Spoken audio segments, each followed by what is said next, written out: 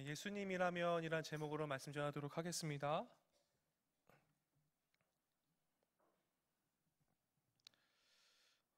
저번 시간에 말씀이 사울의 회심 이후에 사울이 변화된 모습과 사울의 행전이 시작되었었는데요. 오늘 갑자기 이제 베드로의 행전으로 다시 장면이 전환되는 본문입니다. 저번 주에 말씀이 어떻게 끝났었습니까? 우리 31절 말씀 함께 읽어보겠는데, 다 같이 31절 말씀 다 같이 읽어보겠습니다. 그리하여 온 유대와 갈릴리와 사마리아 교회가 평안하여 든든히 서가고 주를 경외함과 성령의 위로로 진행하여 수가 더 많아진지라. 여러분, 사울이 주님의 은혜로 회심하여 예수님은 하나님의 아들이시고 예수님은 우리들의 구원자이시다라는 것을 선포하였습니다. 그 믿음의 선포가 굉장히 오랜 기간에 걸친 선포가 아니었고요, 회심 직후에 새신자 사울이 했었던 선포였습니다. 그리하여 온 유대와 사마리아와 교회가 평안하여 든든히 서가고 주를 경외함과 성령의 위로로 진행하여 수가 더 많아지고 있었습니다. 교회가 단순히 지금 성경에서 말할 때 교회가 평안하고 든든히 서간다라고 했을 때, 교회가 그냥 이 평안하다는 것은 박해가 없고 핍박이 없는 그런 단순한 평안이 아닙니다. 목숨을 위협하는 박해와 어려움에도 불구하고 내적인 평안함과 성숙함이 있었다라는 거예요. 그 평안함과 든든히 서가는 성숙함이 이 교회 가운데에, 초대교회 가운데에 있었다라는 것입니다. 단순히 사울의 회심으로 인하여서 교회에 핍박이 없었던 게 아니에요. 사울 없으면 뭐 핍박 못합니까? 사울이 없어도 그 핍박은 계속 이어져 있었죠. 그렇지만 어떻게 했습니까? 그 사건으로 인하여서요, 초대교회가 더 든든히 서가고 더 성숙해지는 계기가 되었다라고 우리가 보면 되겠습니다. 박해가 더하면 더할수록 주를 경외함과 성령의 위로는 더욱 증가하고 교회의 양적 성장도 함께 동반되었습니다. 이제 본문은 다시 베드로를 중심으로 한 사건으로 전환됩니다. 정말 교회가 영적으로 성숙하고 있는 지금 과정 가운데 있어요. 베드로가 이때요, 사방으로 두루 다니기 시작합니다.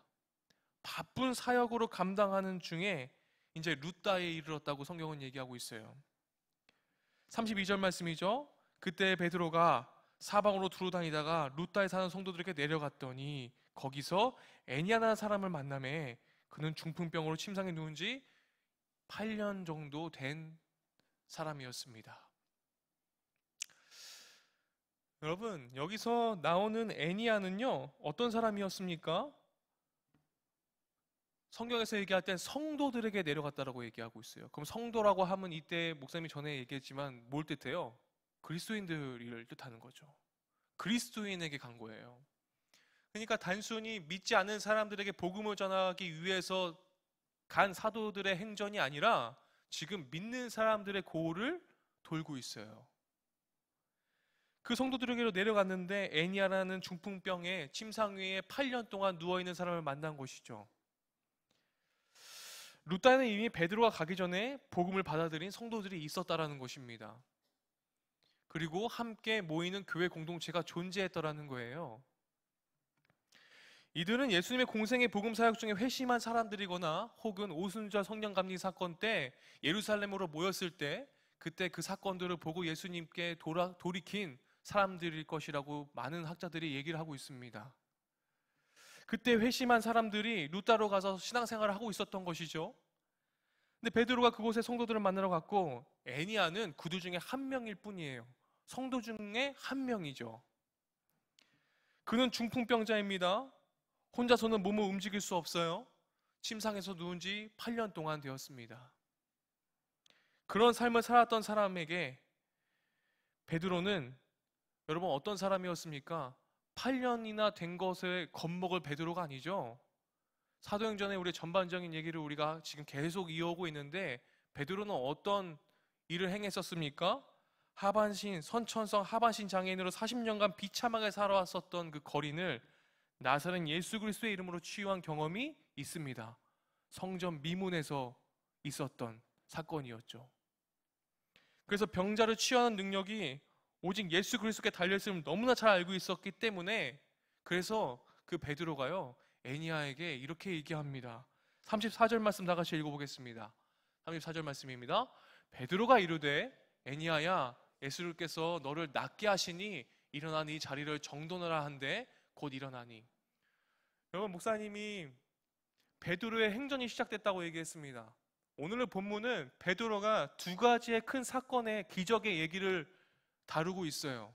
첫 번째는 지금 8년 된, 침상에 누운 지 8년 된 중풍병자를 일으키는 기적을 일으키게 돼요. 근데 여러분, 누구의 이름으로 합니까? 예수님의 이름으로 해요. 베드로의 이 모습은 여러분 어떤 장면이 떠오르세요? 지금 이 베드로가 이렇게 한 이 지금 34절의 내용이 여러분 어떤 생각이 드세요?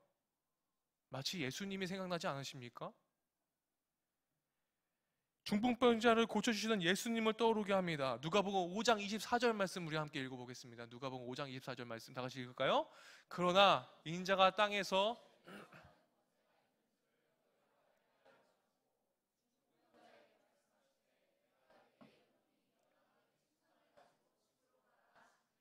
자, 중풍병자에게 내 침상을 가지고 집으로 가라 했습니다. 오늘 읽은 본문의 34절은 어떻게 됩니까? 네 자리를 정돈하라 하는데 곧 일어나니 라고 되어 있습니다. 마치 유사하지요? 예수님과 똑같이 하였습니다. 베드로가 여러분 중풍병에 걸린 이 8년 된 사람을 보고요, 여러분 사역을 하면서 제일 많이 생각나는 사람이 누구였을까요? 예수님이에요. 같이 함께 사역을 예수님과 돌아다니면서 중풍병자를 고칠 때 예수님이 어떻게 하셨었지? 생각을 할 수밖에 없는 거죠. 그래서 어떻게 합니까? 예수 그리스도의 그 권능을 가지고 예수 그리스도의 이름으로 예수님과 똑같이 예수님을 모범 삼아서 중풍병자 걸린 애니야를 일으킵니다. 베드로가 예수 그리스도께서 너를 낫게 하시니 일어나 네 자리를 정돈하라 하니까 애니야가 어떻게 합니까? 즉시로 일어나요. 즉시로. 베드로가 이 선에서 낫게 하시니는 현재형 동사입니다. 원문에 현재형 동사로 되어 있는데 이게 왜 현재형 동사로 되어 있습니까? 이스라엘의 메시아 되시는 예수님께서 바로 지금 애니야를 고치고 있다는 선언입니다. 거기에 대한 확신에 대한 믿음의 선포가 있어요. 그런데 여러분, 여기서 중요한 게 있어요.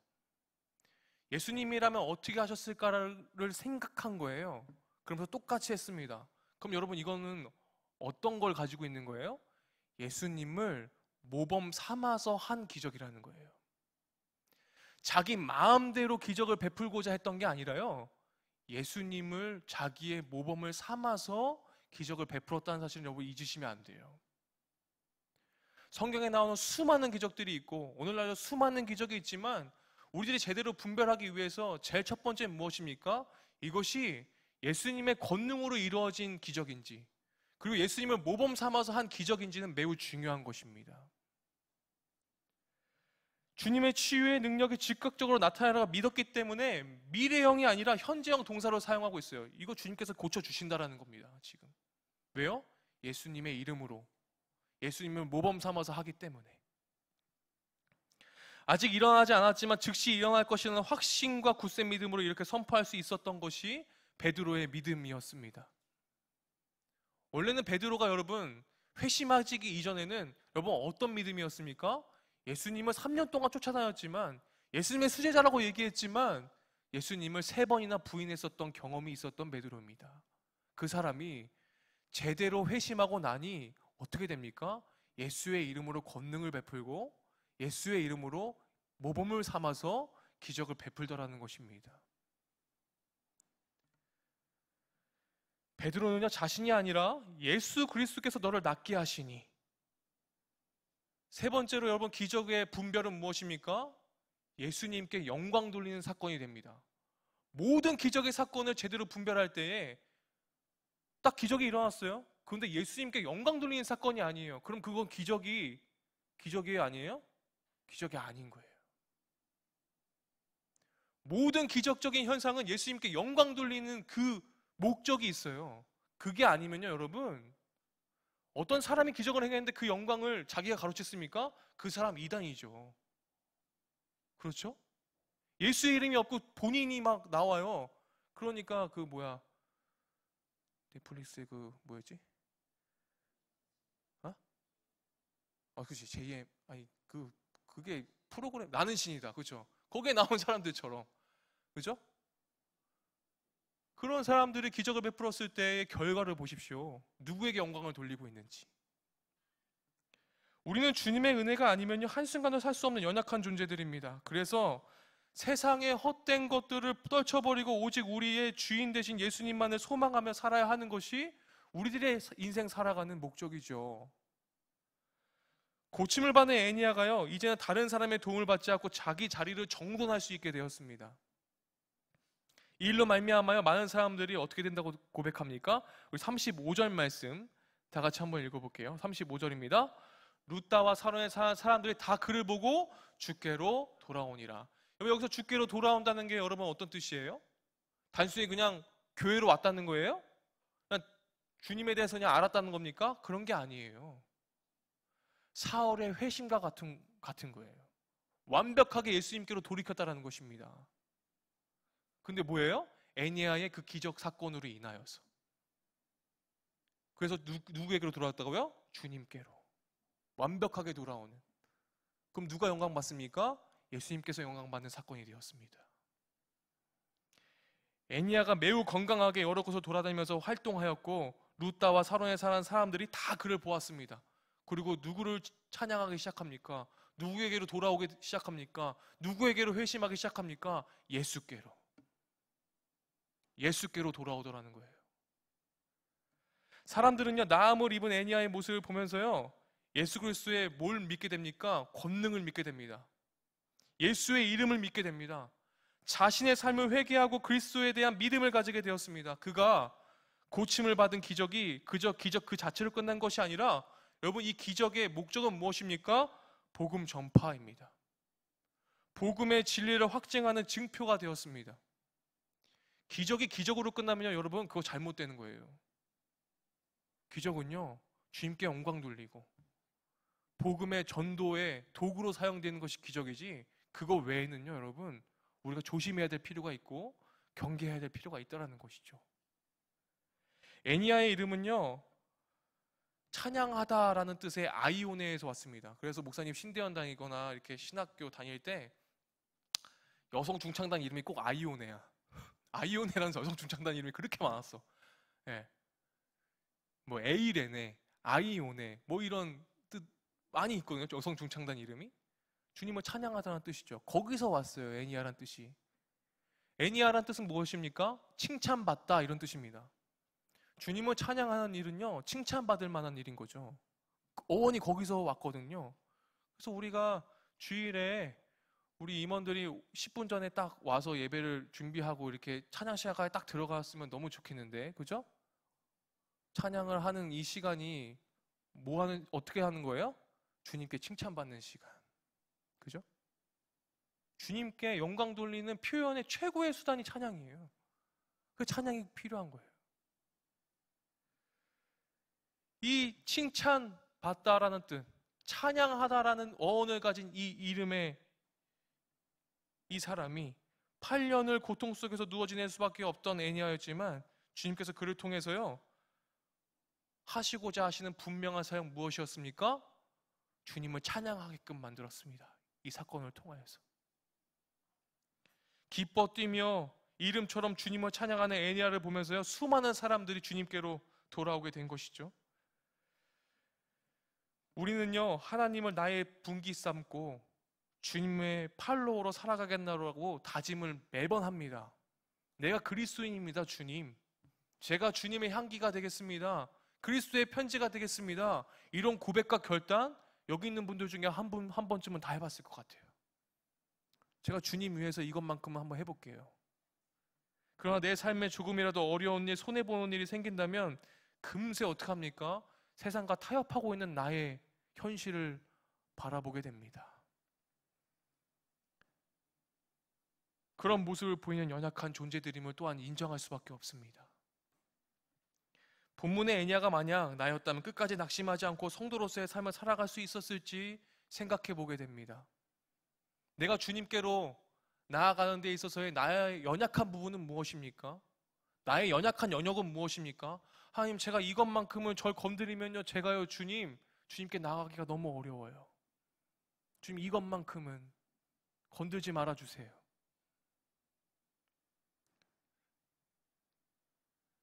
우리의 삶에도 애니야만큼은 아닐지라도 나를 힘겹게 하는 무수히 많은 일들이 벌어집니다. 눈물 나도록 힘겨운 것이 우리의 삶인 줄 알아요. 우리의 삶 전반적인 것에 하나쯤은 다 있을 거라고 전 생각합니다. 그러나 주님의 계획 가운데 쓰임받기 위하여 건드낼 수 있기를 간절히 소망합니다. 저도 말씀을 준비하면서요, 주님 앞에 나아가는데 정말 연약한 부분도 주님 앞에 드러내놓고 기도했어요. 주님, 이것만큼은 제발 다시는 저 건들지 말아주세요. 이런 기도 저 했습니다.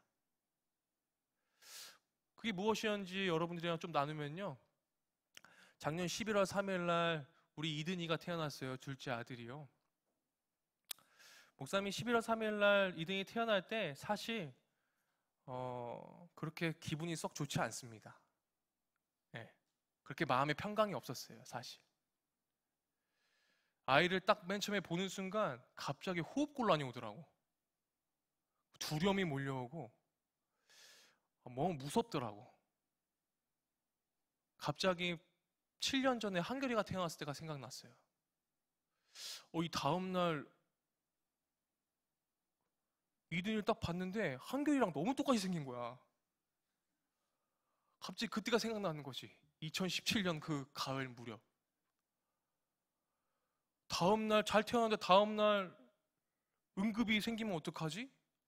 하는 두려움이 저에게 몰려오더라고요. 내가 주님을 믿고 그렇게 기도해왔고 함께 아내랑 기도해왔는데 두려움이 몰려오더라고요. 나의 연약함이 몰려오더라고요. 내가 주님을 그렇게 신뢰하고 믿는다고 말하면서도 두려움이 몰려오더라고요. 여러분들도 그런 연약이 있을 거라는 거예요. 그걸 주님 앞에 꺼내놓으십시오. 그러고 나니까요, 목사님이 이제야 6개월이 되니까 말씀 준비하면서 이 본당에서 저 효정 있는 바로 앞자리에서 제가 기도했거든요. 말씀 준비하면서 기도하면서 많이 울었습니다. 저도. 예수님이라면 어떻게 했을까? 여러분들의 삶 가운데서 얼마나 많이 생각해 보십니까? 그걸 물었어요. 저도. 내가 주님을 신뢰하고 주님을 믿는다라고 말하면서 주님께 묻지 않았던 저를 다시 한번 돌이키게 되었습니다. 주님 앞에 잘하여노라 칭찬받는 우리의 모습이 되기를 소원하십니까? 그럼 여러분, 우리의 고백대로 사셔야지요. 내가 주님을 신뢰한다라고 하는 건요, 여러분, 어떤 것입니까? 주님을 완벽하게 신뢰한다는 것은요, 어떠한 상황과 환경이 있을지라도 주님께 묻고 또 묻는 행위예요. 여러분, 그걸 제일 잘했던 사람이 누구입니까? 바로 다윗입니다. 여러분, 왜 다윗이 여러분 하나님께 칭찬받았습니까? 모든 걸 다 토로했어요. 연약한 부분 모든 것과도 다 토로했습니다. 죄를 지어도요, 그 부분을 인정하고 토로했어요. 그래서요, 다윗은요, 주님께 칭찬받았습니다. 그런데 똑같이 죄 졌는데 요즘 우리 열왕기상 말씀 보는데 아합은 왜 욕먹습니까? 하나님의 말씀 앞에서요, 하나님 앞에 당신이 내 삶의 선을 긋고 당신의 내 삶의 영역을 침범해 오지 마세요라고 얘기하는 왕이 누구예요? 아합이었습니다. 그런데요, 다윗은 그렇게 하지 않았어요. 자신이 연약한 부분이 있으면 그 연약한 부분까지 주님 앞에 묻고 그걸 꺼내놓았습니다. 주님, 저 선이라는 거 없어요. 제 삶의 모든 영역을 다 주님께서 장악해 주세요. 제 실수한 부분까지도. 주님 그렇게 말씀하시는 것입니다. 베드로가 아직 루다에 있을 때요, 근처 요바에 있는 성도들은요, 두 사람을 보내 베드로에게 급히 와달라는 요청을 하였습니다. 요바에는요, 애니야의 상황보다 더욱 절망적인 상황이 기다리고 있죠. 어떤 상황입니까? 다비다라 이름하는 한 여제자가 있었고 그녀가 병들어서요, 죽었습니다. 그런데요, 되게 재밌는 게요. 원래 유대인의 관습은요, 여러분, 어떤 것입니까? 사람이 죽으면요, 장사 지낼 준비를 다 해요. 그래서 일몰 전에 시체를 씻고 장사하는 것이 유대인의 관습이었는데, 지금 여기에 있는 사람들이요, 여러분, 목사님이 제자 이런 말, 세상에서 제자, 성도 이런 말 나오면 다 뭐라고 생각하면 된다고요? 그리스도인, 그죠? 그죠? 저희 언어 영역 100점 만드신 분들은 잘 기억하고 있죠, 그죠? 핵심을 잘 보셔야 돼요. 여제자예요, 여제자. 그럼 이 사람들은 또 어떤 사람들이에요? 그리스도인들의 모임이에요, 그죠? 이 사람들이요, 지금요, 유대인의 관습 가운데에서 장사를 잘 지낼 준비를 해야 되는데, 다비드의 시체를 씻고 그 관습대로 행하는 기름을 바르고 일을 진행해야 되는데, 시체를 어떻게 했습니까? 다락에 누워놨습니다. 만약 그녀가 병들어 죽었을 때 그냥 장례를 지냈다면요, 다시 살아나는 놀라운 기적은 없었을 거예요. 그런데 어떡합니까? 다락에 누이고요, 애니아의 기적 사건을 듣고 급히 베드로에게 연락해서요, 이곳으로 신방을 와달라고 요청을 하는 거예요. 그래서 다비다가 죽었을 때 장례를 치르지 않고 베드로에게 두 사람을 보내서 급히 와달라고, 신방 와달라고 했을 때 베드로가 지체 없이 달려갑니다. 그러고서요, 39절의 상황을 보니까요, 한번 어떤 상황인지 한번 볼까요? 39절입니다. 베드로가 일어나 그들과 함께 가서 이르매 그들이 데리고 다락방에 올라가니 모든 과부가 베드로의 곁에 서서 울며 도르가가 그들과 함께 있을 때에 지은 속옷과 겉옷을 다 내보이거늘. 여러분, 이 성도들이 모여 있었죠. 성도들이 모여서 울고 있었습니다. 많은 과부들이 있었다라고 얘기를 해요. 생전에 선행과 구제하는 일이 심히 많았던 다비다입니다.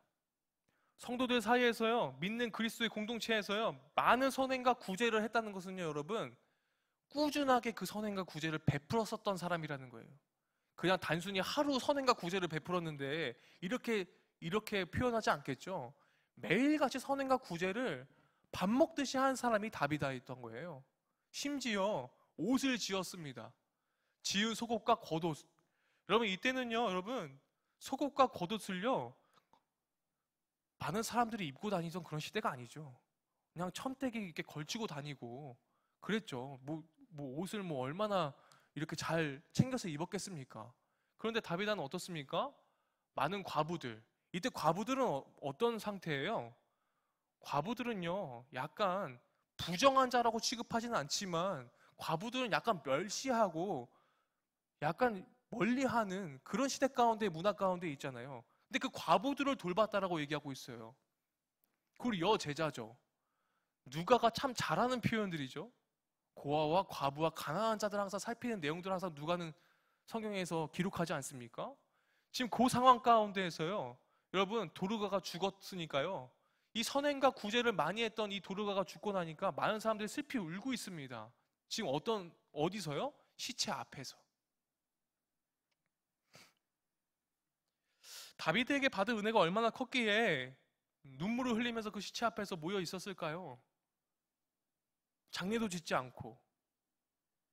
그녀의 죽음에 과부들이 함께 모여 앉아 생전에 그녀가 지어준 옷을 내보이면서 슬퍼합니다. 이 옷들은요, 여러분, 이불이나 햇빛을 가리는 용도로 쓰이기도 했고요. 이때 당시의 옷들은요. 또 전당 잡히기도 할 정도로요, 이 시대의 옷은요, 굉장히 귀중한 물건이었습니다. 그러니까 옷이 재산이었던 거예요. 어떻게 보면. 다비다가 많은 과부들에게 옷을 만들어줬다는 것은 여러분, 경제적인 능력도 있었다라는 것이겠죠. 이런 사람이 지금 어머니 같은 사람이 죽은 거예요. 이 마을 안에서. 근데 이곳에서요, 사람들을요 다 내보내고요, 무릎을 꿇고 기도합니다. 그 현장을 바라보면서 베드로는 또 누구를 생각했을까요? 예수님을 생각했을 거예요. 예수님이라면 지금 이 상황 가운데서 어떻게 하셨을까? 40절에 보면요, 베드로가 사람을 다 내보내고 무릎을 꿇고 기도하고 돌이켜 시체를 향하여 이르되 다비다에 일어나라 하니 그가 눈을 떠 베드로를 보고 일어나 앉은지라. 여러분, 이 장면이 여러분 어느 것과 같습니까? 마가복음 5장에서 달리다굼 소녀야 일어나라 예수님께서 하셨던 것과 똑같이 지금 하시죠. 베드로가 또 어떻게 합니까? 이 기적을요, 예수님을 모범을 삼아서 예수님의 권능으로 예수님께 영광 돌리는 일이 되고자 지금 이 일을 실천하고 있는 것입니다. 이 기도를 통해서 주님께서 다비다를 살리실 것이라는 확신을 얻고 일어나 그녀를 향하여 다비다야 일어나라고 말합니다. 베드로는요, 여러분, 예수님께 배운 대로 실천하는 사람이었습니다. 그런데 우리는 어떻습니까? 예수님께 배운 대로 실천하기보다요, 사실 우리들의 모습 속에는요, 하나님의 말씀을 나의 구미에 맞게 해석하고 내 입맛대로 고쳐서 실천할 때가 많아요.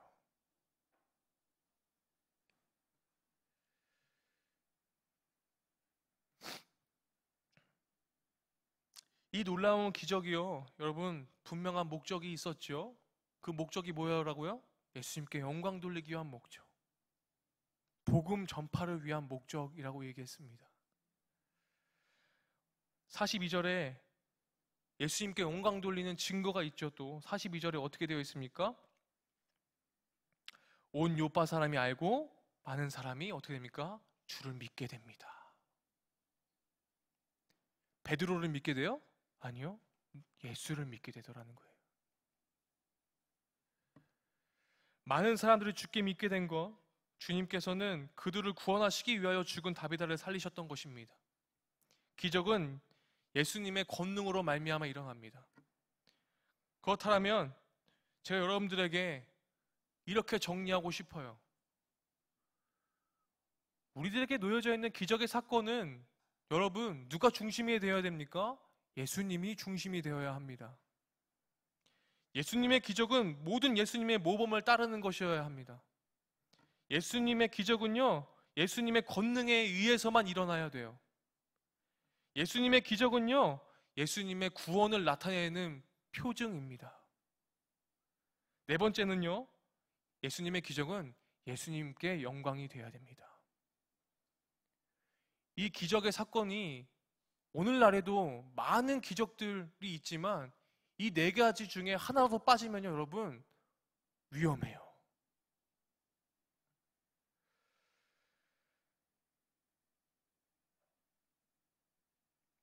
중풍병자의 애니아를 고친 사건, 죽은 다비다를 살린 사건은 전적으로 예수님께 초점이 맞춰져 있습니다. 예수님이 애니아를 고치셨기 때문에 주께로 돌아오게 되었고, 다비다가 살아나고 사람들은 예수님을 믿게 되었습니다. 이런 기적이 우리가 예수님께 간구해야 한다는 것은 보여주지만요, 여러분, 스데반과 후에 야고보와 같은 이들은요, 일찍 죽임을 당하는 것도 우리가 보게 되죠. 다시 살아나지 않는다는 사실도 잊어서는 안 됩니다. 우리는 주님의 제자로 나아가 사명자로서 이 땅에서 하나님을 나의 분기 삼고 사는 사람들임을 꼭 기억하시면서 이 시대에 여러분, 많이 어지러운 이 시대 가운데에 주님을 향한 그 열심의 방향이 제대로 된 분별로 말미암아 건강한 신앙을 여러분들이 가지기를 간절히 소망합니다. 오늘 우리의 모습은 세상에 어떻게 비추어져 있는지를 돌아보길 바라요. 우리의 삶의 모습은 그대로 세상 가운데 그리스도인의 향기로 전해질 것인가 아닌가 잘 돌아보길 원합니다. 베드로가 회심하여 주님의 자녀로 살아가면서 살았던 삶은 예수님께 배운 대로 그대로 행했기 때문에 역사가 일어났습니다. 예수님께서 행하신 그대로 행해야 돼요. 그대로. 내가 자랑하는 복음이, 내가 사랑하는 하나님이 과연 주님이 맞는가? 여러분, 제대로 분별해 보셔야 돼요. 제대로 불변하며 깨어있어 이 세상의 소금과 빛의 역할을 등이 감당해내는 여러분들이 되기를 간절히 소망합니다. 목사님이 다시 한번 예수님의 기적에 대해서 다시 한번 정리하겠습니다. 예수님의 기적은 무엇을 목적으로 삼아야 된다고요? 예수님의 복음 전파. 그것은 예수님의 모범으로 행해지는 기적이어야 합니다. 그리고 예수님의 권능으로 이루어지는 기적이어야 합니다. 세 번째는 예수님의 구원을 나타내는 기적이어야 됩니다. 네 번째는 예수님께 영광 돌리는 기적이어야 합니다. 이게 아니면 여러분 분별하셔야 돼요. 예수님이라면 어떻게 하셨을까 항상 고민하며 예수님께 배운 대로 살아가시는 여러분들이 되시기를 간절히 축원합니다. 우리 다 같이 함께 기도할까요? 하나님, 우리 말씀 붙들고 기도할 때 하나님, 우리의 삶의 전반적인 모든 영역에서 예수님을 모범사라 살 수 있도록 인도하여 주시옵소서. 예수님께 배운 대로 실천하며 살아갈 수 있도록 도와주십시오. 우리의 삶이 주님께 영광 돌리고 있는가? 나의 삶이 다른 사람들을 죽이는 게 아니라 구원하는 삶을 살고 있는가? 나의 삶이 정말 예수님의 힘과 능력으로 살아가고 있는가? 우리가 주님 앞에 고백하며 주님, 제가 주님의 모범대로 살길 원합니다. 내가 예수의 이름의 권능으로 살기 원합니다. 내가 다른 사람을 살릴 수 있는 예수님의 구원으로 살길 원합니다. 그리고 예수님께 영광 돌리는 삶으로 살기 원한다고 우리 다 같이 예수의 이름으로 다 같이 그 이름을 의지하며 다 같이 기도하며 나아갑시다. 사랑이 충만하신 하나님 감사합니다. 하나님, 우리는 매 삶을 살아가면서 불평할 때가 많지만 왜 이렇게 삶이 힘겹고 낙심될 때가 너무나 많지만 그러나 모든 것이 주님의 계획하신 힘에 있음을 고백합니다. 나를 통해 역사하실 주님을 기대하는 마음으로 하나님 앞에 쓰임받기에 합당한 존재로 한 걸음씩 나아갈 수 있도록 인도하여 주시기 원합니다. 나로 인하여 그리스도인의 모습이 아름답게 비추어지게 하여 주시옵소서. 어떠한 형편과 상황에 있든지 주님의 이름을 찬양하는 존재로 서게 하여 주시옵소서. 아버지, 이끌어 주시기 원합니다. 주님께 영광 돌리고 주님께 칭찬받는 백성 되게 하여 주시옵소서. 하나님, 주님을 드높이고 주님을 찬양하며 하루하루를 보내는 저희들의 일상이 될 수 있도록, 저희들의 삶이 이루어질 수 있도록 주님께서 아버지 이끌어 주시기 원합니다. 주님 도와주시옵소서. 하나님, 우리가 항상 고민하길 원합니다. 예수님이라면 이 상황 가운데서 어떻게 하셨을지 주님께 또 묻는 그런 완벽한 신뢰의 삶을 살아갈 수 있도록 인도하여 주시기 원합니다. 우리가 주님 앞에 묻지 않는다는 것은 어떻게 보면 주님을 신뢰하지 않기 때문에, 다른 것들을 더 의지하기 때문에 인지는 않을런지요. 주님, 우리가 주님을 신뢰한다고 하는 것은 주님께 묻고 또 묻는 것임을 말씀을 통해 배웁니다.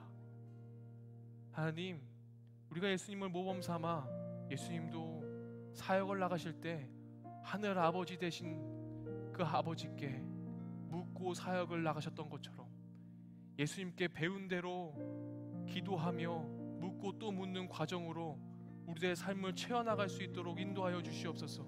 그래서 나로 인하여 그리스도인의 모습이 아름답게 비추어져서 많은 이들이 그리스도인들을 보고 하나님, 주님의 살아계심을 나타내는 구원의 길로 인도하고 예수님께 영광 돌리는 그런 삶이 될 수 있도록 인도하여 주시옵소서. 예수 그리스도의 이름으로 기도드립니다. 아멘.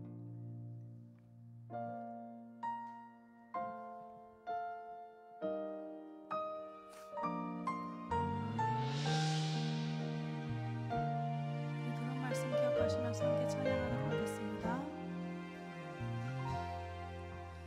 나를 보내사 서게 하신 곳, 가장 귀한 곳이 바로 이곳이라.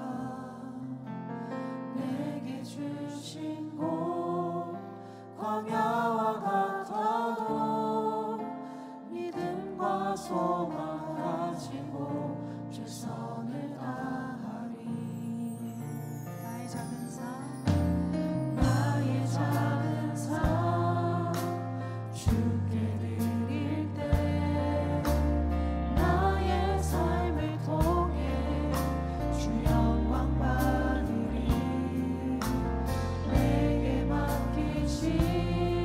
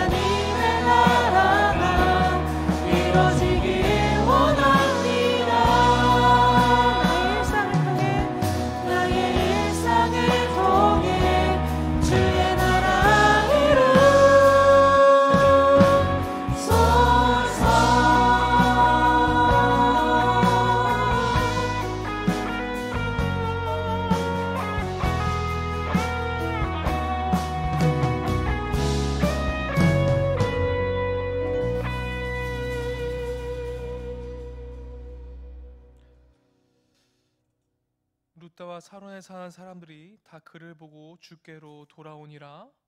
온 요파 사람이 알고 많은 사람이 주를 믿더라. 지금은 죄에서 우리를 구원하신 예수 그리스도의 은혜와 하나님의 무한하신 사랑과 성령 하나님의 교통하심이 하나님을 완벽하게 신뢰하고 예수님이라면 어떻게 하셨을까 묻고 또 묻기를 다짐하는 여기에 모인 예배자들의 머리 위에, 그리고 지금도 예수 그리스도가 하나님의 아들이심과 예수 그리스도가 우리의 구원자 되심을 선포하며 나아가는 온 세계 열방의 복음 전하자들의 머리 위에 샬롬 평강이 함께 하시기를 간절히 축원하옵나이다. 아멘.